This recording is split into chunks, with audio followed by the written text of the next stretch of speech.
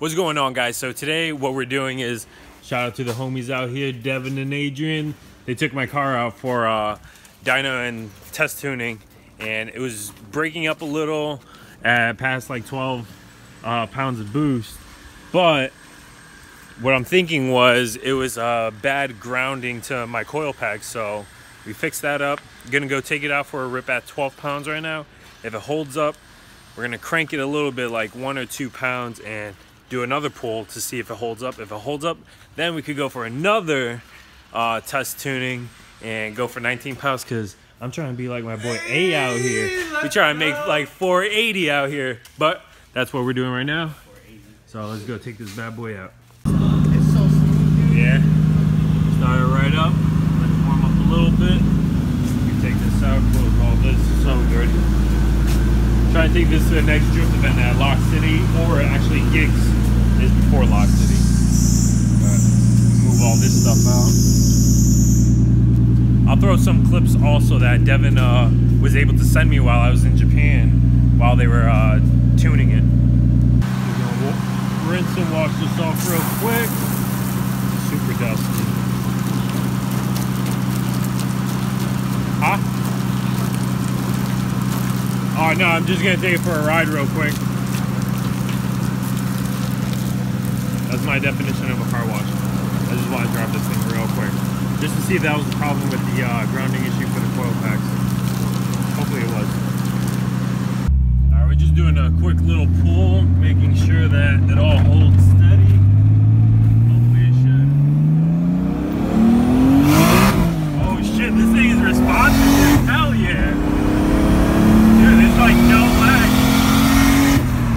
Oh hell yeah, my man. Dude, it feels way different. Hell yeah.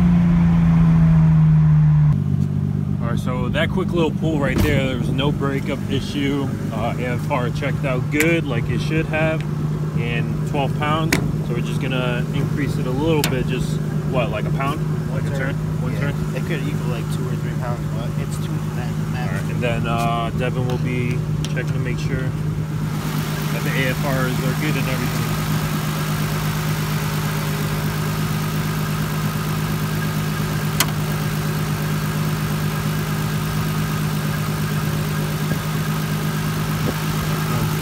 There.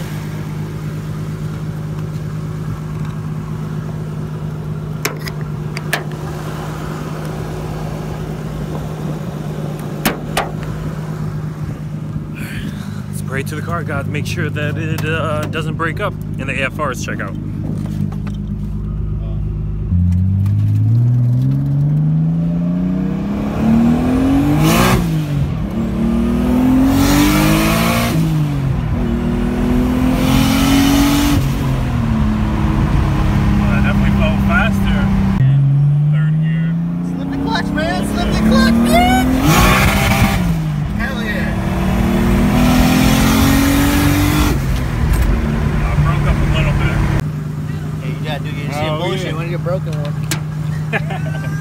But dude, that it's so responsive, quick. It did break up like for a quick second, but then again, it's not tuned for 15 pounds. It's tuned for 12, 13 pounds. So we're just bringing it back down a little bit, but hopefully that was the issue. So I didn't record this, but back here, I have 2 little grounds that are going from the coil pack, one to the block, one to the coil pack harness itself. And yeah, hopefully that's the issue. So turned it back down. Well, like half a turn, but hopefully that should be good. Now everybody's getting ready, fuel up, and we're out. Right away, what we're getting into is we're gonna start doing the whole front end suspension part, like the knuckles, extended control arms, extended tie rods, and all that. So I was just putting some of my posters, some souvenirs, just like the Up Garage and the Ebisu little poster right here. Let me move the car around, that way I could get in front of it better. Turn this around because I don't want to be like cluttered right here. Oh, we're gonna go ahead and turn this whole car around. Had to put these stickers. If you haven't watched, this is from the Toyota Supra place that we're selling cars for dirt cheap. And this was from DreamWorks, so we're putting this on the little fridge here. We're gonna be running the Villain's Drift kit right here. Pretty much is the lower control arm, knuckle, and everything came together. Shout out to my buddy Matt that literally gave me a huge deal on these. I'm not gonna be running the rack spacers just cause like I heard a lot of sketchy stuff about it, but I don't know, some people swear by them, some people say that it's sketchy. Comment down below if you guys run them, but or offset rack spacers, that's what they got the wheels off. Hopefully this isn't as bad as the Skyline, which I doubt, because the Skyline has like the whole wishbone setup. But gonna be taking off the coilovers right here. Those are 17 mils. Pretty much take it off. I'm gonna take the whole assembly off actually. So take it off from the coilover, take it off from where the lower control arm connects to there, the sway bar here, and the tension rod itself, because literally I have the whole setup. So it's pretty much just take this hole off, put the other one on. But like I said, we gotta switch over the tie rods and all that stuff. But hopefully it's not as bad. Like I said, the Skyline, if you haven't checked that out, when I did that whole front end switch over, definitely check that out. Let's get to work. Right now, what I'm doing before I could take this whole assembly off is just clipping off the zip ties here. That way I could get to the inner tie rod, loosen that up. This whole assembly here will be all loose. Could take it off from the lower control arm back here. Don't mind my little ghetto LED string there. And the whole thing will be able to come right off. All right, got the inner outer tie rod out. Just taking out the calipers here, 2 19s in the back. Damn, I need a light. That way you guys can see it better. But once this is off, we're gonna zip tie this to up here, and then we'll be able to remove the whole thing. Woo! Just like that, it is all off. Really, the whole assembly here. Dang, this is heavy. Either it's heavy or haven't been going to the gym. Yep.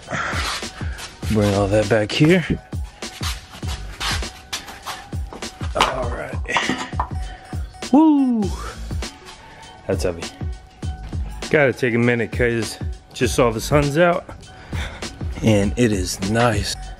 All right, we'll go take a little look at Rachel's Acura RSX. This is known as a Honda Integra over there, but look at that. Rich, matching everything. Damn, these wheels are pretty wide. It's not bad. All right, guys, we got a lot going on. Definitely more than what I thought. It's not hard, but it's just a longer process. So what I did was, I forgot that I had to take out these had the OEM studs on it, and I have my extended ones. So just took those out, just bang them all out. Gonna be putting them on there, but right now what I'm having difficulty is taking this old ball joint out, because my ball joints are new, so I gotta pretty much swap them back and forth. Connecting everything back up together. Could just get the knuckle right now. I'm gonna leave the studs for last minute too. Put the knuckle on. Got everything all bolted up here. Just gotta tighten it later on. Sorry guys if I like not documenting everything. This stuff is like a little heavy, or I'm just weak and gotta go back to the gym. Tie rod's all in. I'm not gonna connect it just yet. I'm gonna wait till after. That way I can give it somewhat of a good alignment. But right now, just putting all the studs on. They're all loose right now. So just take a little washer, place that right over. Got my lug nut.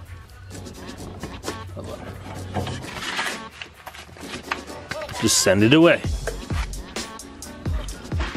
Got the wheel on and everything. Looks a little cambered out, so that's good. Like I said, we're gonna leave that tie rod for the last minute so we can line everything up. Now time for the right side. Got the final piece of the puzzle, boys. That's the last thing. Everything is pretty much all together here. Just gotta bolt that up. Make sure nothing's hitting with this wheel, and we should be good. I was just checking out the Drift Kitchen. It was an all-females drift event. My buddy Brian Miata was covering it. He had his sister drifting. So definitely check that out, Brian Miata on YouTube. Sway bar end links all installed. As you can see, it's just 2 little nuts that hold it. One right here, focus, snapped off right here. So there was no threading. This one was still good. It was actually pretty good. All right, let's put this wheel on, see any clearance issues, and see how it looks. Went to go try, I lined the car and I was like, why the hell isn't it lining up? And there was probably maybe, I don't know, like 3/4 of an inch, half an inch of space where it wouldn't let me allow to line it up. But I realized my buddy Matt was running these rack spacers, and that makes sense. Like, look how much space there is. That's perfectly the amount that I needed to run. And I forgot it was a whole kit, so I need to run those rack spacers. Gonna go heavy duty with this thread locker and put that on there so I don't have to worry about. Still double check every time you drift with these on, but hopefully nothing bad, no bad issues with that. I retract my statement about the thread locker. Well, I thought it was gonna be a little bit loose with the thread locker on still, but that thing was super tight. Like, I was literally fighting with the tie rod, trying to get it back out because I needed to put the offset rack spacer, oh, you can't even see. I needed to put the offset rack spacer in to fit the wrench to tighten it down. And this is the true angle of the car. Like, this is a lot of angle compared to stock. So far, I even have a little bit of room to play around with, but these are big wheels. Like, if I had smaller wheels, it would have gave me a lot more angle. But the Voodoo tension rods also help since it's a little half moon curve in there. Tightened all that down. Now we can do the other side. At last, it is done. Look at this. Crazy angle. I'm just so stoked for the next drift event. So I'm literally going from 0 angle because I was sliding after I crashed my car and messed up my whole power steering rack. And I just went from no angle, drifted maybe 3-4 events on no angle, and then I had the little rack spacers. But this is literally going to knuckles, offset rack spacers, extended lower control arms, longer inner outer tie rods. So it's gonna be a whole different car. As well, it's tuned now. So we actually gotta go and retune, but I might just run it like this for one event, retune it, and see how it goes from there. There it is. So now we gotta see, damn, definitely a tight fit. I don't know, I'm gonna have to drive it around to see if it'll actually fit. Oh, damn, yep. Right here is definitely gonna hit for sure. Holy crap. Might have to raise that side. Oh, both sides actually. Looks good.